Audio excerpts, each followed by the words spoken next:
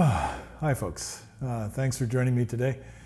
It's a very nice day out, and I'm longing to get outside and enjoy breathing some fresh air, except for the trucks going by, and enjoy a little bit of the fall weather before it turns really cold this week.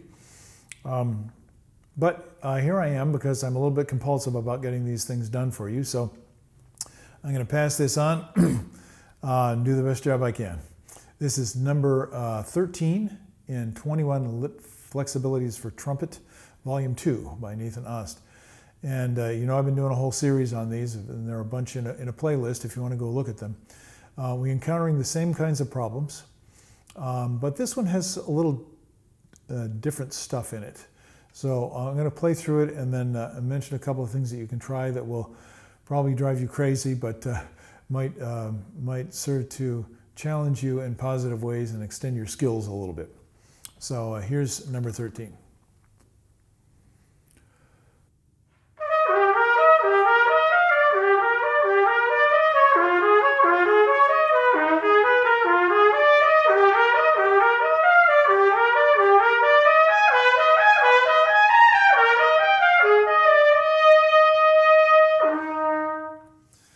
Okay, so that flows right along, and these are basically flow studies. I find them very valuable. Now, he wrote this in 8/8, and that means you can group the eighth notes any way you desire for the right musical effect. And so the way they're grouped, as you look at the notation, is 1, 2, 3, 1, 2, 3, 1, 2, 1, 2, 3, 1, 2, 3, 1, 2. So it's an even meter, 8/8, but you have notes that potentially are accentuated in order to show the listener how you're feeling it.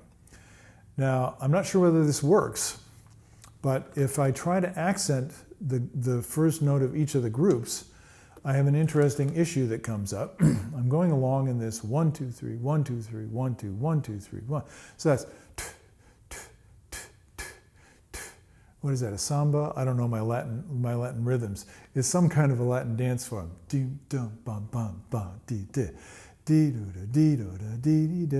But on the second line, then it goes into what looks like 4/4.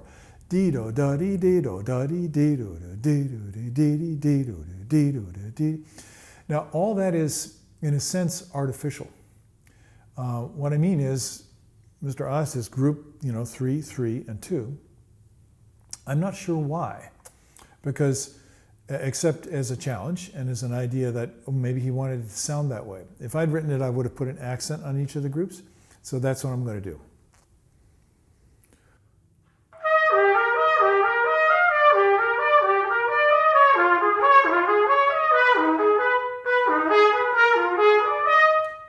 Now, when you do this kind of work, I did that at the regular tempo. I would do it a little bit slower so I can feel more comfortable with it and so I can hear it better.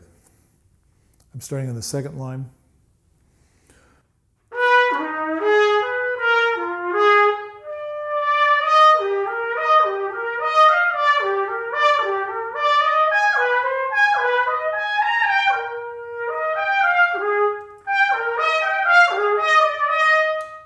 So as I said, that's kind of artificial. But it's a challenge, and it's something that you might be asked to do in an ensemble, or it might be written in some music where it makes sense and it's easier to play. Here, I don't feel that the grouping actually follows the musical intent of the line. I think it's a little bit imposed. So what I do is I play the shape, and that makes it so much easier. So it's connect the dots. If I took a pencil and I drew a shape going through all those dots, that's exactly what my ear is doing and what my ear is doing when I play this.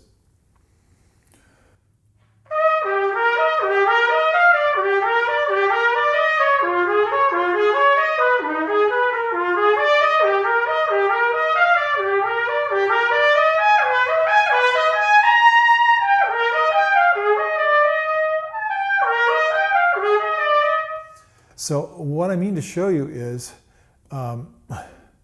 I'm not intending to actually make a crescendo, except phrasing crescendo, you might say, phrasing dynamics. So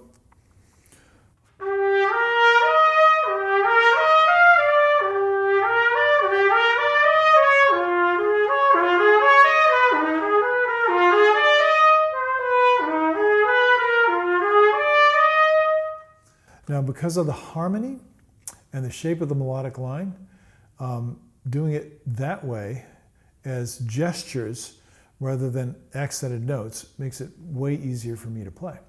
And of course, I practice it both ways, and I'll even practice it in ways that don't make any sense at all. Let me give you an example. If you take 1, 2, 3, 1, 2, 3, 1, 2, 1, and then you suddenly impose, oh, I'm going to move the sense of the downbeat 1/8 note. Now, let me explain this. It's pretty simple. You look at the very beginning bar, and instead of thinking of the F, which is on the downbeat, top line F,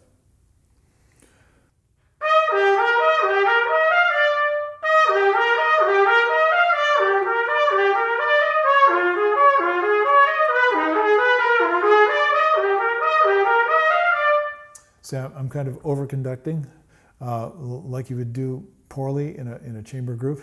You don't need to move that much, but I'm showing you, and it's good to move physically. Not all the time. Sometimes you get yelled for that in the orchestra, but yelled at for doing that in the orchestra. But there's a kind of dance aspect to all music, so allow yourself to do that. Give yourself permission. It's fun.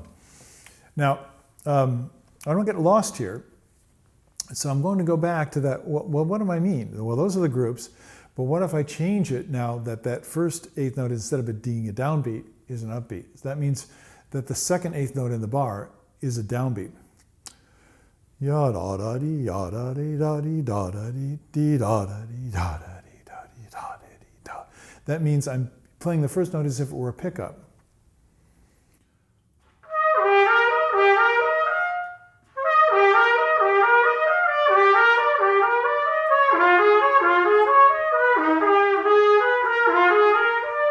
So I'm goofing myself up. I would sing this first, whistle it. Da da dee ya da dee ya da da dee ya da dee da da da da dee ya da dee ya da da da dee ya da dee da dee da da dee dee. So I'm choosing where I'm going to put emphasis. One more thing, because I know as usual I'm kind of overloading you here. You can do this with any music, but most people will have trouble with the accents. And that's because as trumpet players, what we normally do is we blow harder to play louder, and we push harder to do an accent. We're more forceful. And what you actually need to do is, if you think as a string player, use more bow. So instead of going dee doo dee dee doo dee dee dee dee, I'm actually concentrating more on the unaccented notes. What should be the level of the unaccented notes?